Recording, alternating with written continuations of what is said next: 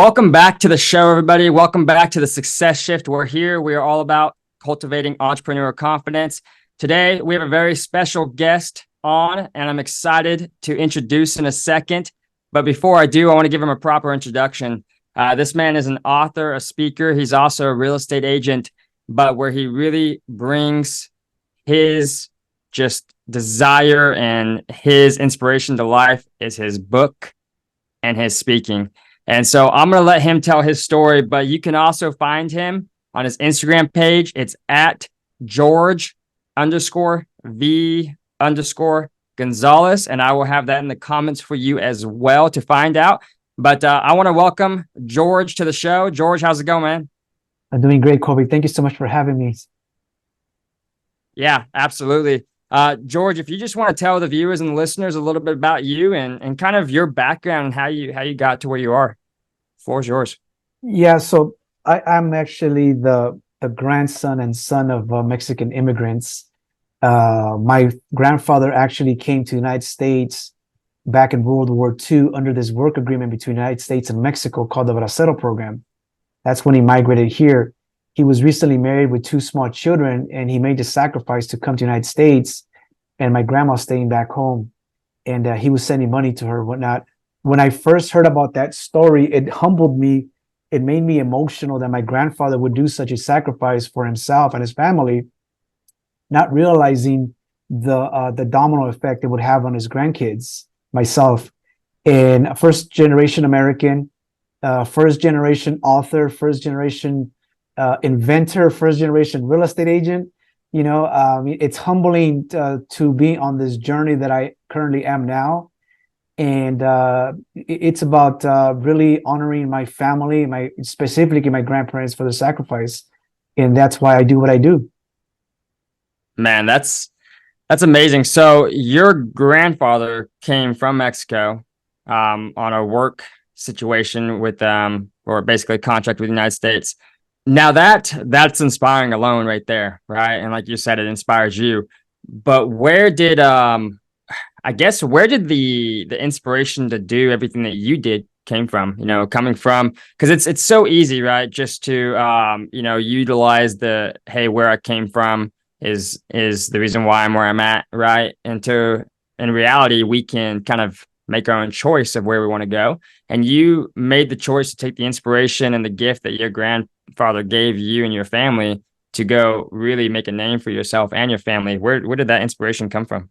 Well, again, I wanted to make sure that I honored my grandparents and their sacrifice, and also the journey of my parents also coming here and settling in here in California, because that's where I'm at in California. Just about 30 minutes from LA. And so I always wanted to make sure that I had something that could inspire me, a solid foundation. Many people call it the reason why.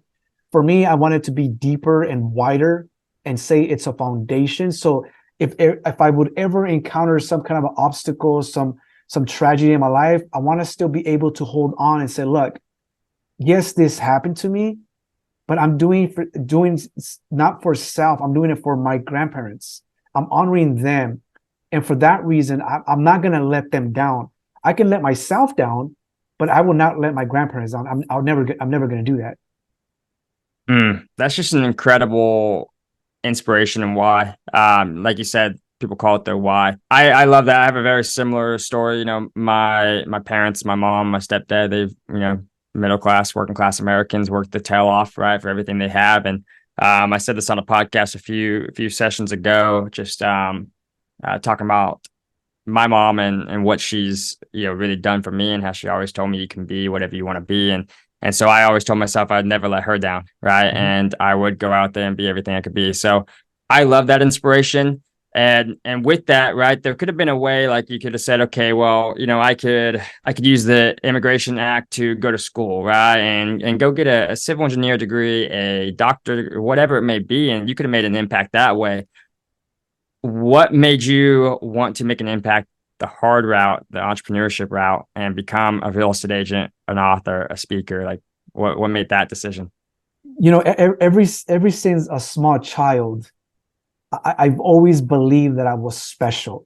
I've always believed that my life had purpose, and there was something much, much bigger than I was.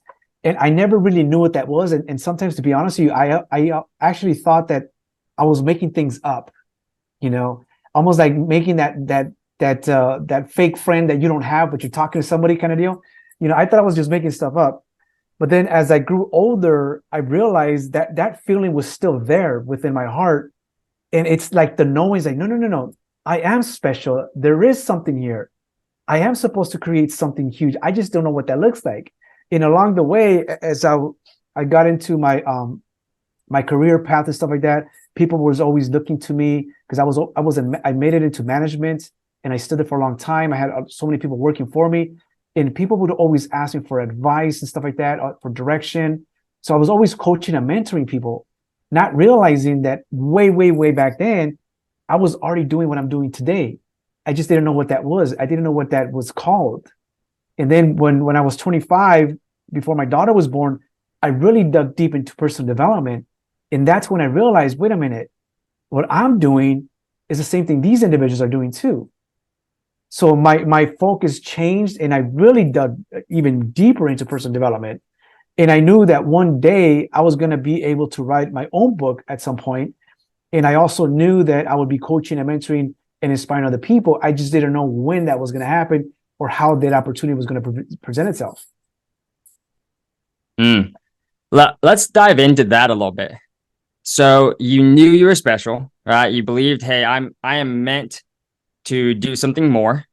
And I think that is 100% on target. I think anybody that is an entrepreneur felt like they were meant to do more, right? And so for everyone that is listening, if you feel that is you, you feel you are meant to be more, do more, make a larger impact, that is your calling. Don't ignore that calling. But I want to dive into the personal development factor because I am 100% a massive advocate of personal development. I said this the other day to my team. I mentioned how I listened to music for the first time, and I don't even know how long the other night. Right, I was just driving home. It was like 9:30. I was like, I'm gonna listen to some music. It sounds good, but that the reason why is because I always just listen to personal development. Right, I'm either reading a book in the morning. If I'm in a vehicle, typically I'm listening to a podcast or an audiobook. Right, I'm always personally developing to grow, grow, grow. And so let's dive into that a little bit more, that personal development journey of what it actually is and how much that impacted you and how much time you put into personal development. Well, I've been really up to my neck in personal development since I was 25. My daughter was going to be born. And just like yourself, I was either reading a book, I was listening to audiobooks in my car. And by this point, my daughter was already born. And as I'm traveling with her in the car, she's listening. Maybe she's not listening, but she's hearing the personal development CDs that I'm listening to. So I'm with Think and Grow Rich, Tony Robbins, all these main people that a lot of us love dearly now. And it's funny because as she was growing, and the CD asked a question, I would hear her respond to the question, and I was like, wait a minute, not only is this impacting me, it's also impacting her, Yeah. So it was kind of like she was like collateral damage to the positive side of personal development. And so and I noticed that, so when my daughter started going to school, she also saw me going to school with personal development. So for her, she was like, I'm doing my homework, my daughter, of course, and then daddy's doing his homework because he's listening to all the personal development is listening to. He's writing stuff down, taking notes and whatnot. She's also doing her homework. So right there, we're both studying, and she used to get a kick out of it. So, and the more she grew older, she would ask me questions about different individuals, So at that point, I wasn't only doing it for me, I was also doing it for her. And of course, now she just graduated from Long Beach University. She's 25 years old, and she's just one powerful, I'm so proud of her. She's a lot smarter than I am, a lot wiser than I am. She recommends books to me. Daddy, have you listened to this person? Have you heard of this person? Have you read this book yet? So now we're comparing what we're reading and what we're listening to now. So that's been a powerful journey. it changed my life completely. That actually also pushed me more into management roles, higher roles, better paying jobs. And it also allowed me to better equip myself when I dealt with people with different personalities, because the highest personnel that I've had was 265 people working under me. So of course I was dealing with different personalities. So I had to make sure that I understood them in how the brain works and how people get motivated and inspired, and not use scare tactics, but use more motivational and inspirational tactics, because that way they stay engaged for longer periods of time. Yeah, that's huge. And even to take a deeper dive into that right there, you talked about not to use scare tactics. There are so many people that use away from energy tactics, right? If you don't do this, you're not going to achieve this. It's an away from energy. And I think that's very, very valuable. How you just talked about, hey, how can I motivate and inspire these individuals with towards energy, right? How can I get them closer to their goals and their desires with towards energy? And I love that. And also, you kind of mentioned something, and this goes for anybody, but you were able to utilize personal development as like a time of bonding, right? While your daughter was studying for school, you were, studying and use it as a time for bonding. And I think that's so amazing because like we can always say like, hey, as a parent, we're busy, right? And we're extremely busy. I have a 3-year-old boy, and so he's rambunctious. And I'm gonna even take that page from your book and like, hey, when he's coloring and doing his thing, I'm sitting next to him reading, right? And Yep. I think that's very, very powerful. So you utilize personal development and it helped you throughout your journey of just, getting into better income scales of a job. And then you took that switch and you flipped it to entrepreneurship, Yep.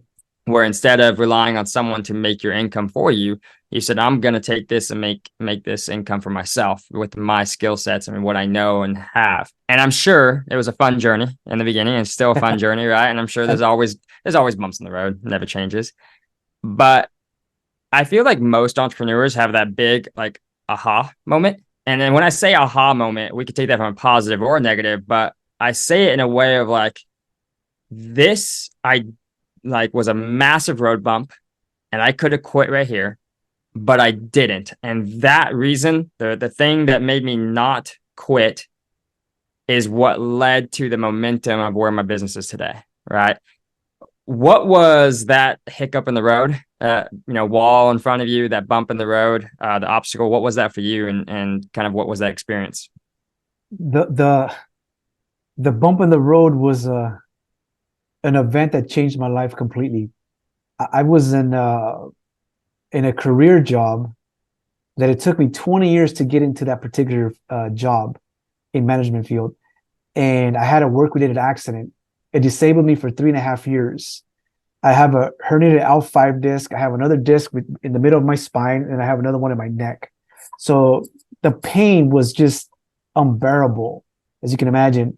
So I was heavily medicated, and I started seeing things and hearing things and ugly things, nasty things, evil things. And I'm like having suicidal thoughts, depression, and whatnot. But then one day, just out of nowhere, it just like, no, we're not going to stay stuck here. We got to go to the other side, not the dark side. We got to go to the light side, to the good side, to the light, to the side that we're supposed to be at. And then again, I utilized the motivation, inspiration for my grandparents, my parents, and having my daughter in my life and the things that I've accomplished to pull me out of that dark place and make a decision first was to get off the medication.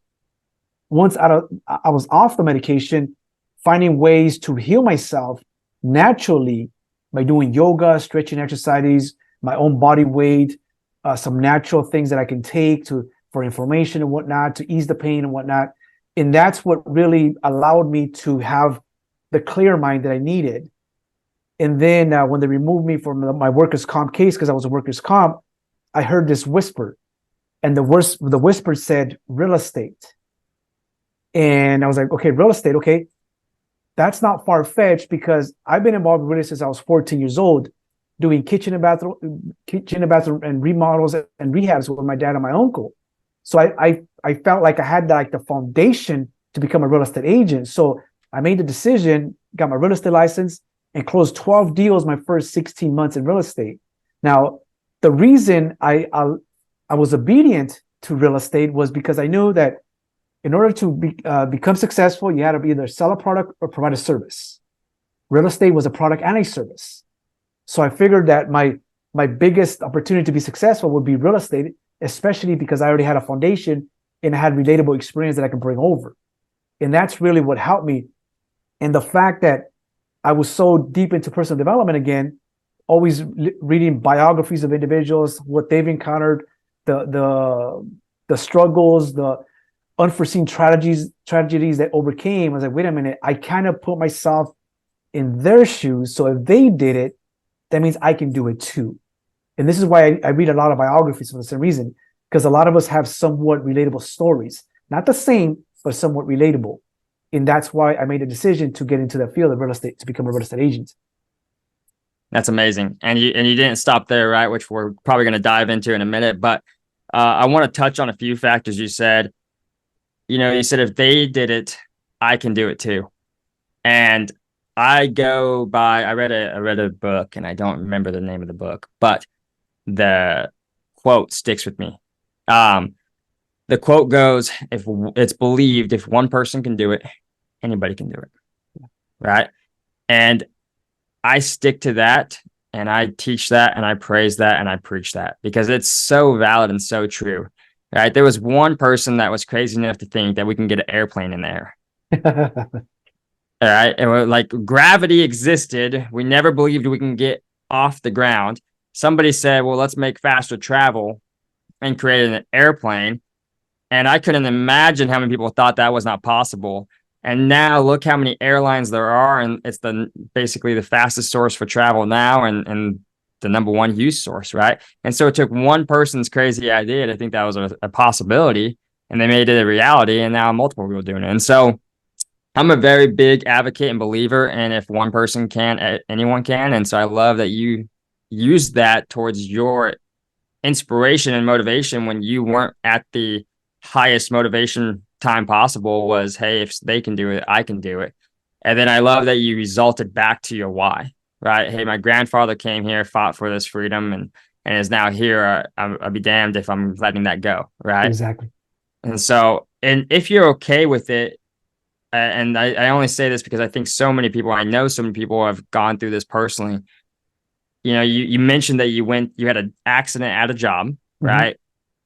And as unfortunate as that is, it happens all the time. People have accidents at their jobs every single day, and then they just get on disability. And let's be honest, disability barely gets you by. Yeah. And you also have this hurdle now that you're dealing with. And unfortunately, that's just the reality of life, but it happens every day to people in the job force. That position at your job puts you into that negative position, negative state. And then you actually had a negative state of mind where you said suicidal thoughts and just a very negative space. And your why is what pulled you out of it. If you're okay, I'd love to dive into that a little bit, because so many people can get caught up in the negative to where they forget about the why. Right. And so maybe what were some things that triggered your why again and told you to get going? If you could talk about that a little bit. Yeah. So when I was in a dark place, I really felt useless. I didn't feel like a man, because I felt like, I can't even do the things that a man should do at this point: work, pick up after themselves and whatnot. And so it really brought me to a very dark place. But when I was there in that dark place, I also realized that this is the bottom. This is as low as I can go. And that's what also really helped me get out of there, because I was at the floor. There was no more there. The only thing that was there is for me not to exist. And even though I was having those thoughts, I told myself, it can't even take me out unless I take my own self out, which means I have the power, I have the control. And it's my decision to get out of here. So at that point, you start analyzing and say, okay, well, what's the positive here? The negative is I'm at the floor, at the bottom, and he can't take me out. That's it.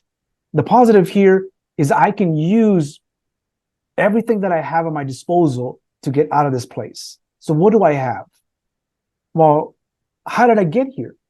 Again, tapping into my grandfather's story, that sacrifice.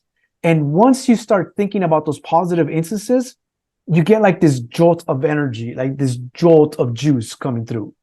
And then you just stack it. First is my grandfather, then it's my grandmother, then it's my father, then it's my mother, then it's my daughter. So now it's stacked again. And it's like the foundation, it's shaking, trying to wake me up or whatnot. And then I remember the people that want to see me fail, my enemies, because we all have those. And if we think we don't, what's the word I'm looking for here? Delusional, because we all have them. There's people that want to see us quit. There's people that don't want us to have more than them. And that's what reality is. It is what it is. So I use that, and it just pushed me to get out of the medication, to start working on my body again so I can look good, feel good. Then my mind started clearing up. So now I'm thinking straight now. I can hear things. And what I'm saying with hearing things is now I've always had the sense of knowing, and I've always used to get previews, snippets of my life that it could be if I make certain decisions. And when I was in that dark place, I was just like in a dark place. I couldn't feel anything. I couldn't see anything. It's like I was numb. But once I was getting myself out of there, then I could feel my heart again. I could feel this feeling, this knowing, oh yeah, George, you're right. You are meant for much more. Yes, there is a plan for you. Yes, you are here for something greater than yourself. Yes, it's not clear yet, but yes, you are. And then I started getting, again, the images, the previews that reiterated exactly what I was feeling. And that's what pulled me out at the end, is that. That is incredible. You honestly just inspired me to talk about my story when I kind of hit rock bottom in business too. But that's for an entire another time, because so many people hit bottom, rock bottom, right? Rock bottom. And like you said, you get so stuck in the rock bottom to where now nothing but negative can or typically floods you, right? But the reality is, if it's rock bottom, there's nowhere else to go but up. Yeah. Nowhere else to go but up. And so I love that you utilized two aspects of things, right? I remember when I was kind of at a rock bottom, I used the aspect of the enemies. So I love when you said that, I laughed because I remember I had a board. I had a board with people that wanted to see me fail, that I thought wanted to see me fail. I had a board of people that didn't believe in me. I had a board of people that, doubted me. And I remember I was just going to check every single one of those names off the list. And that's what I used to fuel myself to get back up to the top. But I love that you use that, because I think that's power. It's motivation. It's a way to, I think there's times we could use anger in a way to motivate and translate. I don't think it's the most healthiest, but I do think it's a way and it's a form of passion. But I love that you also tied in the positive side of it. You realize that you have the power, you have the control, and the most important piece is you have the choice. Yep. You have the choice to either stay at rock bottom or you have the choice to go up. And you realized and recognized your choice. And then that fueled the positiveness to look at the future. And let's talk about that for a minute. How important do you think it is in a young entrepreneur or early on entrepreneur's life to think and project and look into the future? Because I know how much I did, right? I never talked about where I was at. I talked about where I was going. And I think sometimes it's easy for entrepreneurs, or I know it's easy for entrepreneurs, and they're all like, well, how can I know where I'm going when I don't even I'm struggling right now, right? Or they sit there and think I can't even think about where I'm going because I'm struggling right now, right? And it's just that negative away from thought process. And when we could look at the future, and it's not about where you're at, it's about where you're going. And that's the inspiration to get you in gear to go. Because I know I utilized my enemies, and then as I caught traction, I looked at where I was going. I never talked about where I was at. I looked at where I was going. This is where I'm going. This is where I'm going. This is where I'm going. Let's talk about that a little bit. Can you dive in on your perception and your model of the world on how you see that and value that? I think as an entrepreneur, if God puts that in your heart to be an entrepreneur, That means you are meant to create a product or a service to serve, right? Now, if you are an entrepreneur, you are always planning ahead. Now, sometimes we get visions, sometimes we might hear a voice, sometimes we get this feeling that overpowers us. That's the future calling us, telling us this is your next move, this is your direction, this is what your life could be at if you plan for it, you make the decisions. Because for an entrepreneur, we don't think about today, we think about tomorrow and next year, 5 years and 10 years. That's what an entrepreneur does. We have to see into the future. So Yeah. when you get these glimpses and previews, because a lot of us do, right? That's an indication of, okay, oh my God, wait a minute. I'm supposed to be doing this in 5 to 10 years. So I don't know how I'm going to do it. I'm going to write that down because I'm owning it now because he put it there. He put it in my heart so that it's mine. That's what my future is going to look like if I move forward, I take a step forward, I make decisions, and then I plan for that. I had it in my mind when my daughter was a small baby that I was going to speak on stage. This is way before I wrote my book. And I also saw it in my mind that my daughter was going to be in the audience, my very first speaking engagement. When I wrote the book, I actually spoke at her university. That was my first speaking event. Wow. And as I got to the university, and my daughter met me over there because she lived in Long Beach because that's where she was going to school. We walked. She went to where I was at. We walked together to the building. We were in the elevator, and I was just emotional. And my daughter asked me, "Dad, what's wrong?" He's like, "You know what's about to happen right now?" She looked at me. He's like, "What?" "I'm going to be on stage, and you're going to be in the audience. I wanted you to be there on my first event with me in the audience. And you're here right now."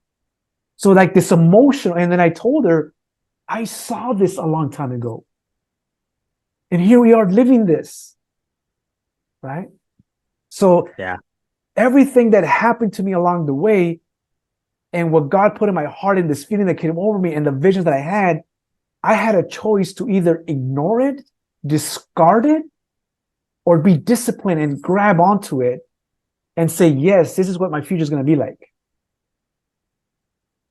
And we made it happen. And she recorded it.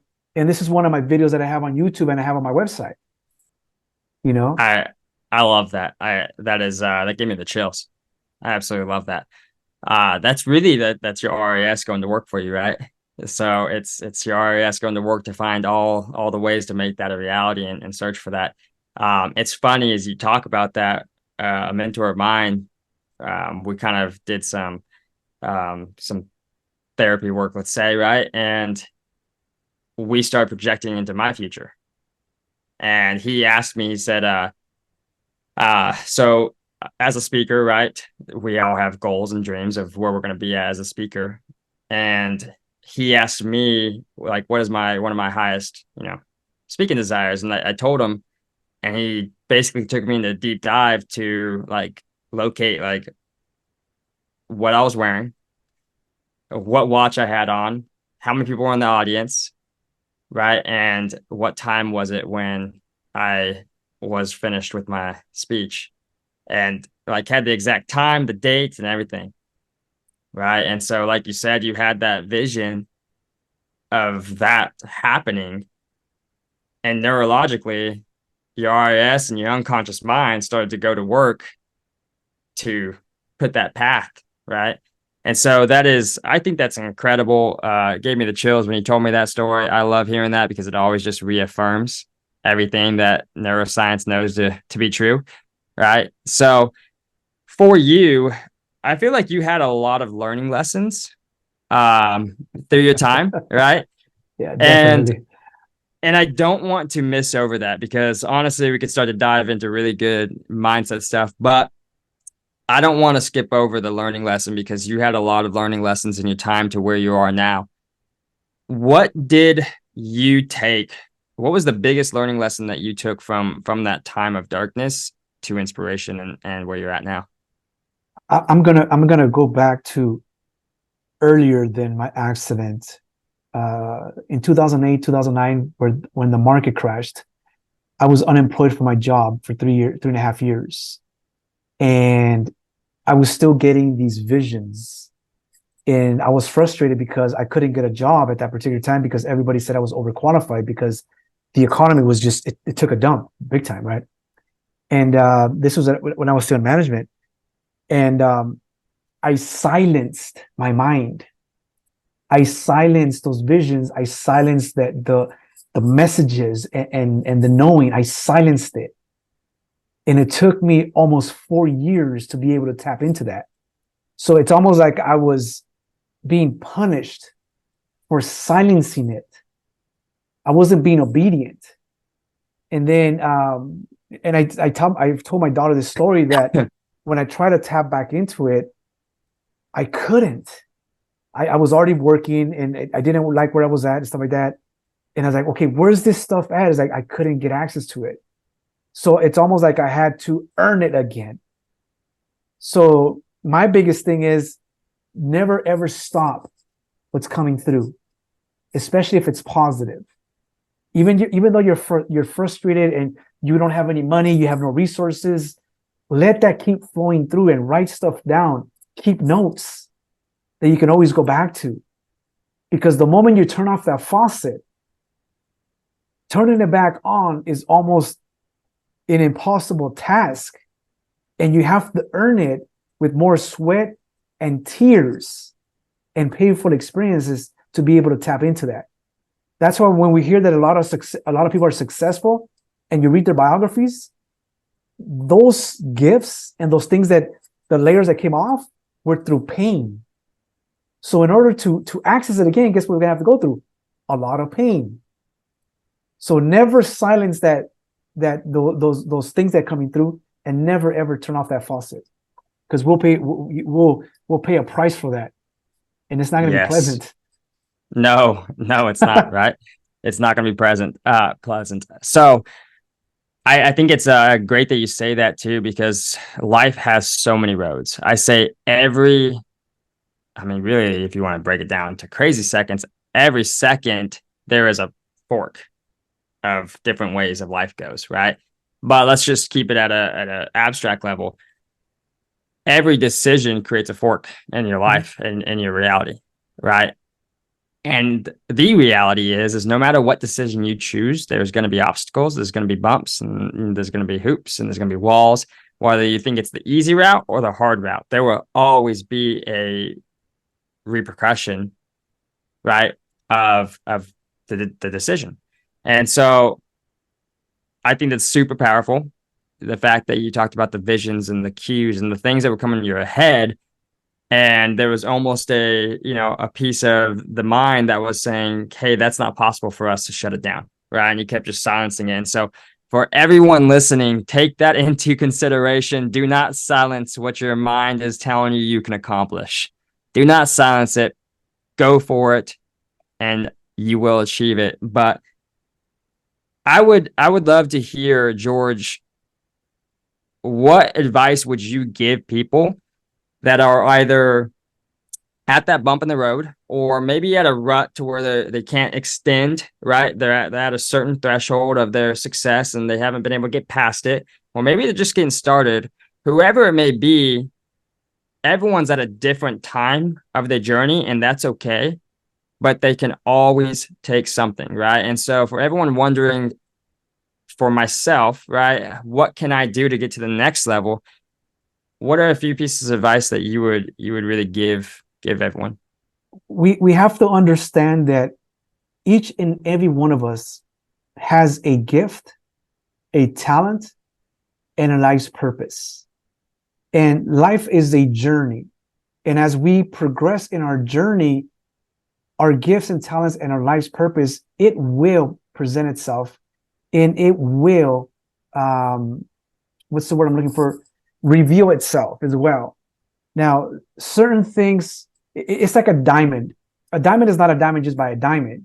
A diamond It's a rock that has to go through so much pressure to become a diamond.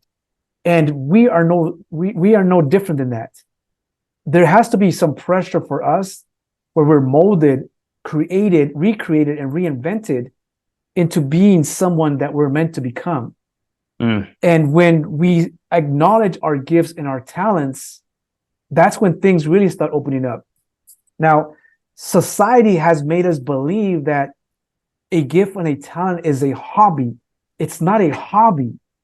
I am not a painter. I am not a musician. I don't write music. I don't do a lot of things. Those are gifts.